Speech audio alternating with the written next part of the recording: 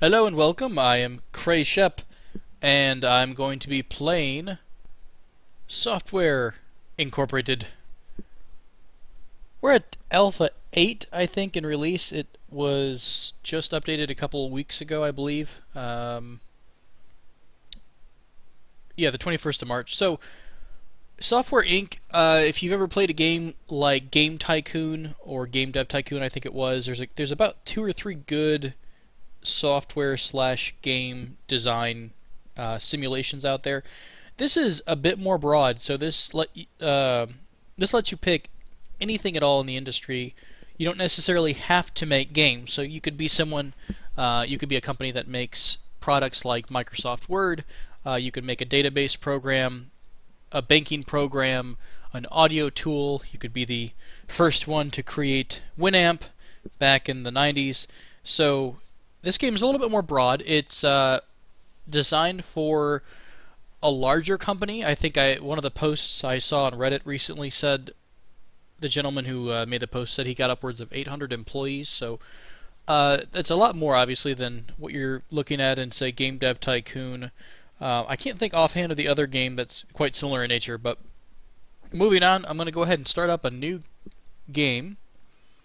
And we're going to call this, I want to have something like, I'm very lazy with my names of software, so I want to do like, like you've got the iPod, so maybe just use something. So let's do, I don't know, unique?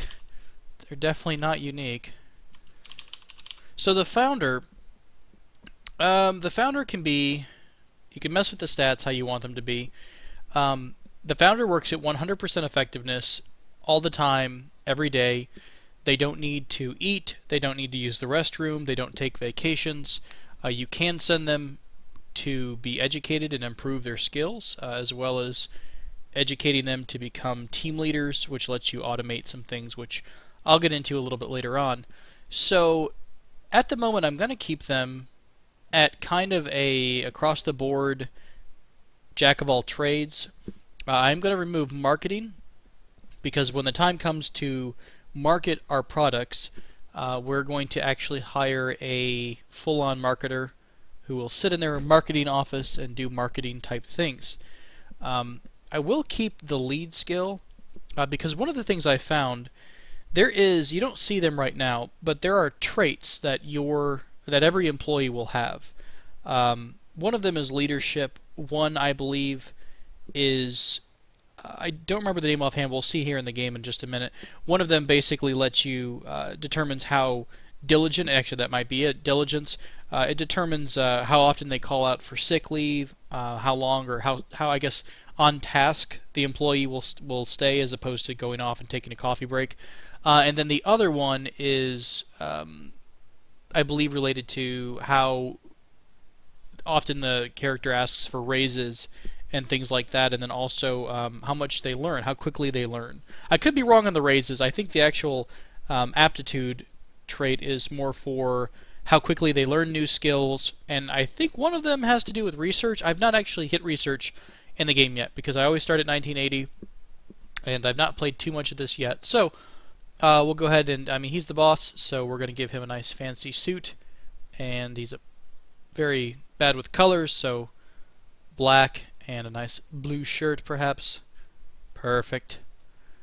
Alright, and he can either be Picard or a balding sort of widow's peaking person here. So we're going to leave the skills as they are.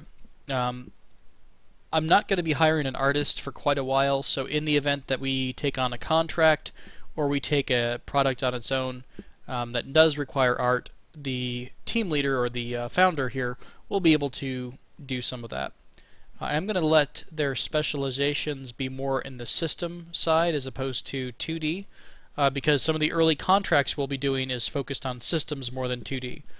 And for art, I will keep it on audio, because later when I get an artist, I will probably have them on more of a 2D style, or more of a 2D focus. So I am going to be, I like being optimistic. I don't really want to be generous. You know, you're not generous, you're starting a company, you're trying to make some profits, you're not handing out free software. Inconceivable. So we're going to be an introverted optimist. We just sit in our corner and think happy thoughts. So I'm going to also change. Now I'm going to keep it on pretty low money, 10,000 starting funds, which means we'll have a slow start. But I am going to put it on 2 days a month.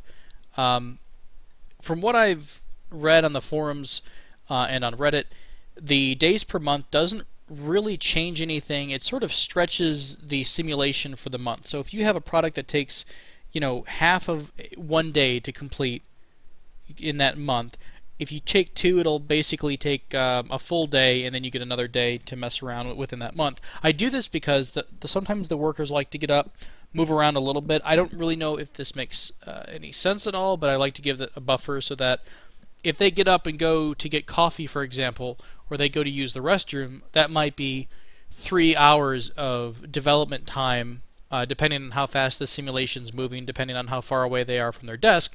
That might be 3 hours of wasted time. So, 2 days, $10,000, 1980. Let's start it up here. Alright, so for those of you who've never played, this is the interface. What we're going to do is focus on building first, because we do need to set down our office, and because we only have $10,000 in our account, we're going to build a very small office. So I will hit the little build mode icon and start down here in just a little bit of a corner. I like to leave a little gap, and I'm just going to put down literally a maybe a 5x5 building. So as you can see, that cut into a lot of the balance there. That, $4,500, quite a bit off the top. So we will go ahead and put down just a couple things here. Holding shift to place multiple objects. And we don't want them to have to stare at a wall. So I'll give a couple windows there. I think I might eventually split off on this side for our eventual expansion. So I won't put windows there at the moment. That's all we need under construction. We'll go over to furnish now. So I'm going to go ahead now. You can see there's at 1980. There's basically 2 types, or a couple types of basic items. You've got the basic table and sort of the upgraded table. So I'll go ahead and just get the more expensive. It's not that much really, $90 and $160, and the better chair, so that my ass does not go numb when I code all day. And I'm specifically looking under office products and computer. One thing it took me a long time to notice is at the very bottom of the office section there are a bunch of little accessories that you can put next to the computer. These help certain roles. It boosts their performance. So obviously an artist who has a drawing tablet will be better at doing their job of being an artist. Really the best option, it looks like, across the board is inbox, unless you specifically have an artist or a marketer. The calculator is pretty good for programmers, but if you have anyone that flits between them, like say our founder, who's going to be doing a little bit of design and a little bit of programming, I'm going to give them an inbox. So right now it's going to give me a warning that I don't have any temperature controls in this room, so it might get very cold. I will go ahead and put this down because I plan on bringing in another employee pretty quick, just after maybe the first month or 2. So I will give them a little bit of heat. Oh, it's going to drive me nuts that they're not central. Alright, we'll set 2 fans down just so my OCD does not eat me alive. And a nice little light above them. Alright. Last but not least, I'm not really going to change much of this, but I do want to get away from that very basic gray slate building. So the first thing I did here, in case you didn't catch that, right-clicking on anything will give this context wheel. So this is a piece of furniture. This is the building context wheel. What I'm doing is changing the construction material. I could change basically the texture of it. So we'll do a little bit of a side paneling here. Interior. Not as in-depth as The Sims, perhaps, but it does add a little bit of variation to it. just for fun, we'll go ahead and give it a little gray color here. And the inside we'll make it, what's a happy, what says programming? I guess matrix green. We don't want to go quite that hardcore, but we'll give it a nice green tint and some dark wood floors. So I will then set this as the default style. So now if I build any more buildings, they will all look like that.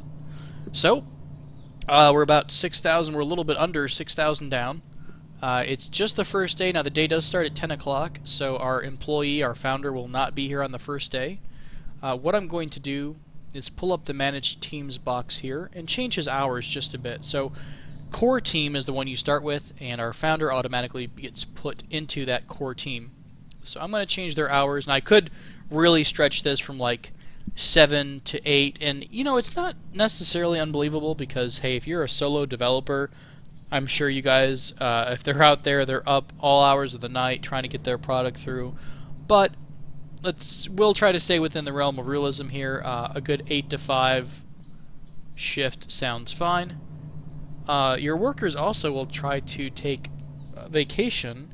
Now, one thing I noticed about this, I didn't pay attention, and I had about a team of 20 or so developers, and in July I was coming down to crunch time, had no money, was trying to pump out 3 or 4 contracts to get them finished, to get a quick buck, and then everyone took vacation. So that entire month was wasted, except for my poor founder who was floundering around trying to get this massive project out the door. So you can eventually, once we break up these teams, more teams, you kind of stagger them, so maybe you've got a development team always around and your whole building doesn't go empty. So automation, we're going to leave that for the time being. That's a little bit later on. So at the moment though, everything is kind of set up. We're going to flip over to the next day, and I believe I get here at right about 8 o'clock. Speed things up just a bit. So the founder should be getting here any minute.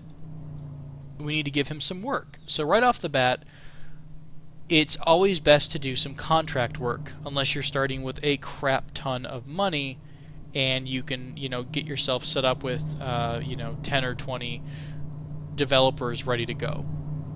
So we're going to go under the contract work. Now, I don't really have an artist. My founder does have some art skill. I have found that art tends to take more time to finish up. So what we're doing here is looking under, I'm going to pause this real quick. We're looking under all these different contracts at the types of, you know, they're basically short contracts. Do work for someone else, you get paid.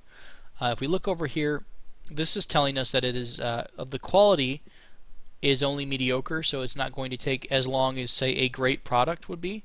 Now, this isn't necessarily what you might want your eventual software to be, but it is good for a quick buck. Now, the downside is it requires 100% artists, so this is a art project. You're designing 3D characters, or 2D characters in this case. You're designing sprites for some Space Station 13, perhaps, in its earliest form.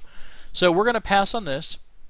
We're going to go down to logistics. So this is a great one because it barely any quality required, and it's 0 artists. Again, bad, bad, bad, and mediocre. So these are all great contracts for this first couple months. I am going to just do, we'll take the 2 bads together. We'll go ahead and do 1 by itself. So if you've never seen this before, this is what your software development cycle, when you start new software, you take a contract, this is how it appears. So your project name at the top, and down here it tells you that it's basically waiting to start because we got the game paused, no one's working on it yet. And then it tells you who the team, what team it's assigned to. And you can assign it to different teams. So perhaps you've got Team Alpha over here that's got 4 programmers, 3 designers, an artist, and a team lead. They work on one project while you've got similar numbered people in a different group. They can be working on different projects. Then separately, you may be marketing a game with your marketing team. So more on that in a little bit, but we'll go ahead and unpause the game here. And you can see the very hardcore, dedicated command line designing, quite similar to how I look when I'm working on my own products. And as you can see here, it's moving really quick. I mean, 8 a.m. already, and I picked this up about 10 minutes ago, so to speak, 20 minutes ago, and we're almost already finished with this product. So it's going to go through the design phase. Once we promote it, down here you'll see that, or excuse me, the develop button. That's going to push it up into the actual design, or the coding phase. So that's when our coders would start getting to work on the alpha. It used to be termed differently, like the early stages, then it would move into alpha, then beta. Once we hit the develop button, now it changes right into alpha. And also, you got to be careful in the design phase. You can get into a situation where you over-design something. So if you let your product, now it's not going to happen with this contract, but if you let your product go way beyond all the way to the end, maybe you want the most outstanding design product you can have, it will start creeping back on itself because you're basically overthinking it. But in this case, this blue line here represents the amount of quality we need. So really, you know, we could let this go all the way and have a great, wonderful product, but we don't need that. The contract only required a, I think it was mediocre, maybe it was actually horrible quality. So we're going to move into the development stage, and it turns green. So this is in the development stage. This is telling us that, okay, the quality needs to be about here before we send it from alpha into the beta phase. Also on the left side here, when I hover over, I can't point to it with my mouse because it shifts away, but you'll see under the progress bar on the left it says general. This kind of splits up what assets are being designed or developed. So for example, if you're making a game with some art, maybe it's only 50% 2D art. Okay, so you need a couple 2D sprites to go with your software. It'll have a general tab, or I guess bar, a general progress bar like it has there, and then it will also have a 2D bar, and you'll see that fill up with red halfway through. That kind of indicates when you see red on the left side, not here where my mouse is, but over to the left under progress, any red you see represents work being done on art specifically. So I know red isn't always a positive color.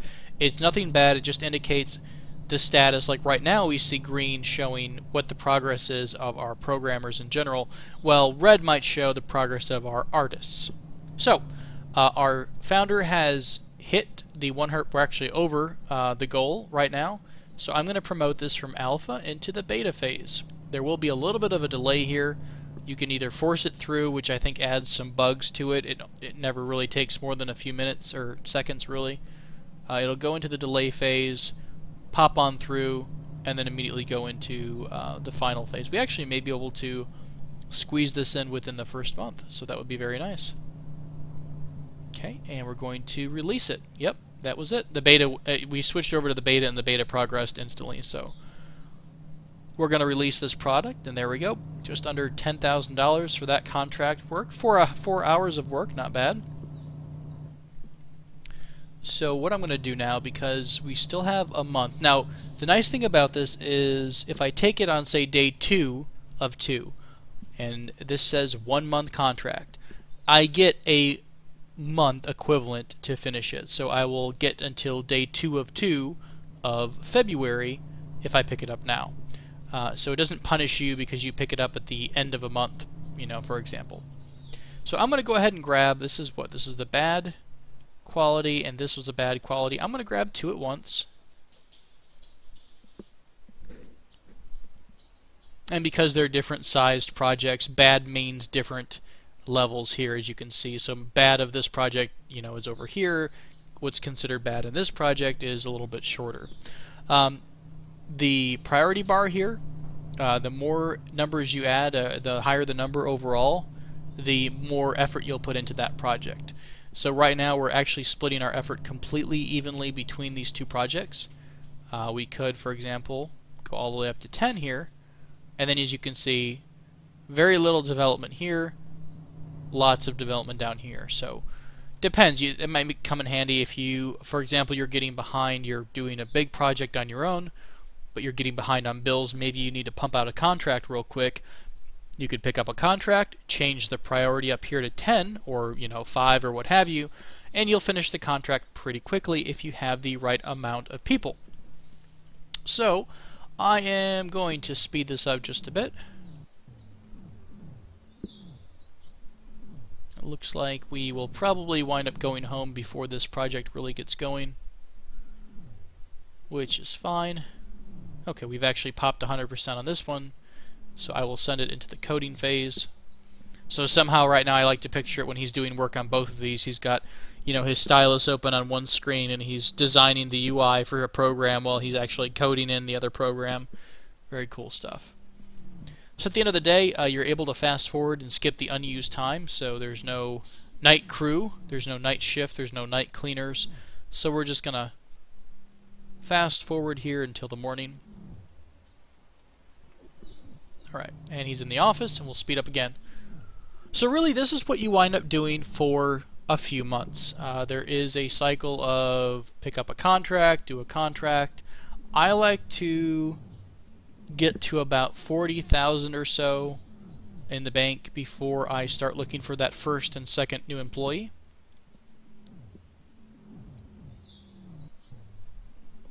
Alright. So another contract down, another almost $10,000. I believe we actually did get over 10,000 because we were given, we were given 1,000 up front for just accepting the work. And yes, there are penalties if you do not finish a project in time. You will get penalized. So if you cancel this, you'll get penalized this much. Things like that. So promoting this into beta, delay, and then it'll start right into the beta. Oh, it won't do anything because I went home. I didn't even notice he left. Alright, we'll fast forward and come back to work. Finish this project up. There it goes. Okay. So we are going to... now the months did change. It looks like we're in February, so we did get kind of newer projects here. Again, great projects are... I mean, if you look at this, this is a good project. It gives us $12,000, and this is a horrible project which gives $10,000. There's no real difference. I mean, if you're looking at the time investment, it's always better to take those horrible or mediocre or bad quality contracts because they're going to give you more money in the long run. Because if you take two horrible projects over this, good project, you're going to get them both done faster than you would have done the good project. So we will pick up the horrible project here. That's going to be real quick. We'll go ahead and also pick up, let's see, this requires 50% artist because it has a GUI. Maybe we'll just do this one here. This should put us where we want to be in terms of finances. So I'm going to go ahead and speed up. I'm going to cycle through a few days here, and we will see what we're left with in terms of money. I'm probably going to wind up getting a programmer and a designer, and I will also add a bathroom so they do not have to struggle and be unhappy. And we will start to work on our first small project.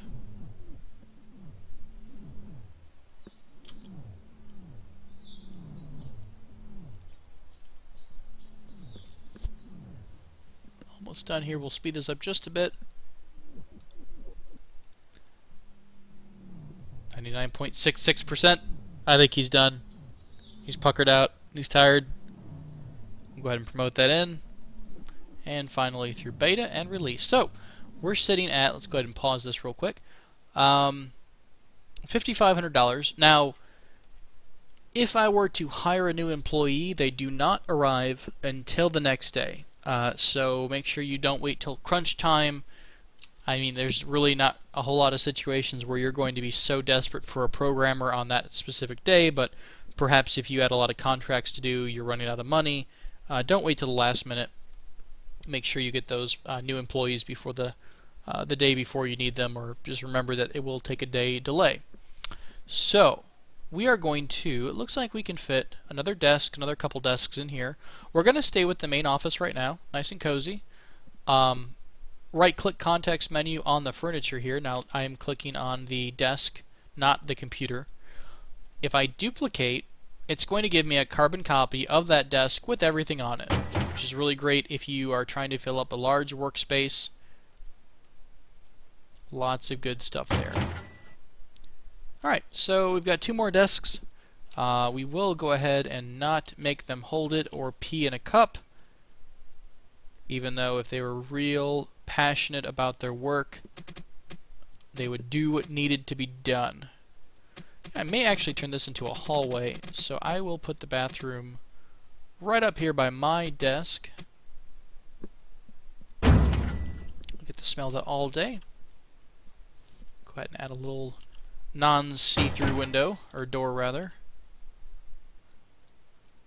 And if you notice, the new walls I built automatically have that interior finishing. So that's because the default was set to this style of texture and this style of colors.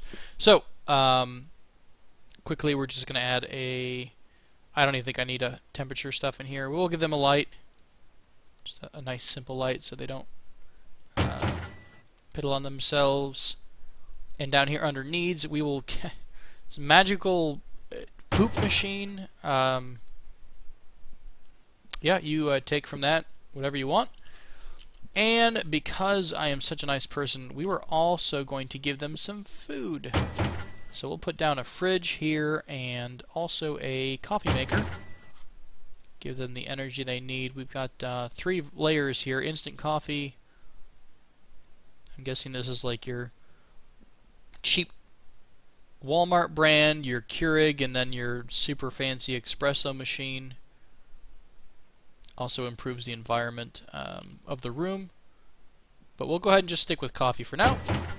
And speaking of environment, if I click on the room itself, you'll see a little information panel here. It tells me how bright the room is, how loud it is, and what the temperature is, and of course the environment percentage. It just tells you whether it's a nice place to work. So as the floor gets dirtier, as you can see there's some dirt right there, that will eventually go down.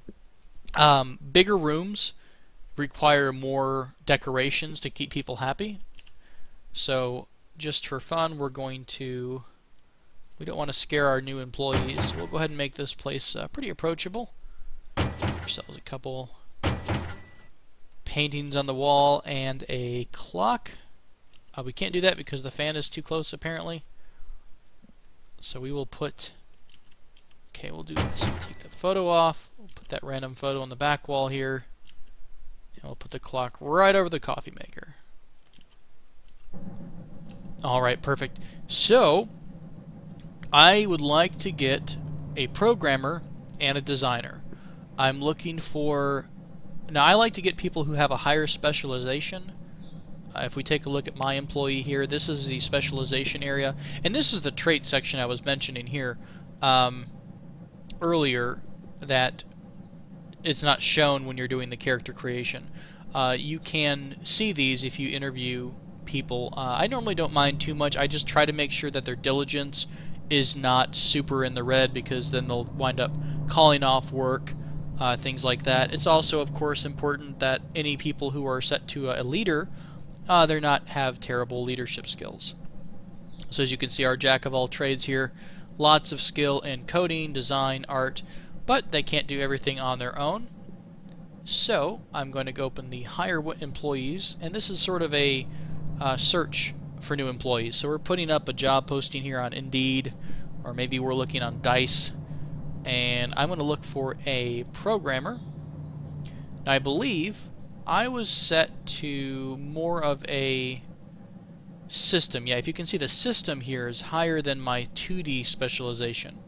So I'm going to put an advertisement out for a 2D programmer. A pretty decent salary here. And during the interview, we want to know about their overall skill, their personality, and their specialization. And then this cost bar here is basically how thorough you want to be. So you wind up getting more higher quality and more applicants when you raise this bar up. Also, the salary and also your insurance policy will make a difference on the quality of incoming employees. So we'll start our search here. We're going to organize this by skill.